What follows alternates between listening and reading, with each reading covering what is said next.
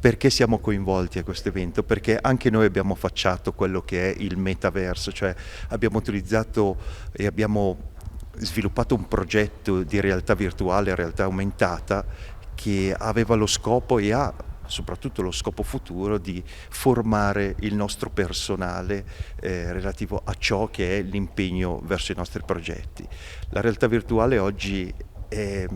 una testimonianza dello sviluppo della digitalizzazione nel mondo, soprattutto per ciò che riguarda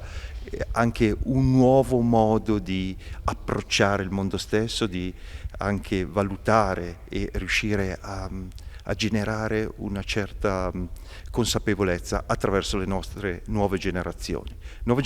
che di fatto sono le persone che noi cerchiamo all'interno della nostra azienda, perché fondamentalmente noi vediamo che se vogliamo evolvere in una direzione sempre più grande, orientata verso la digitalizzazione, le nostre generazioni, nuove generazioni sono coloro i quali sono forse i nostri insegnanti sotto questo punto di vista, perché hanno quella capacità e vivono poi all'interno di un mondo che già di per sé è digitalizzato, loro riescono ad approcciare molto meglio ciò che per noi forse diventa a volte quasi difficile riuscire a interpretare. Il giovane per noi è un punto di riferimento,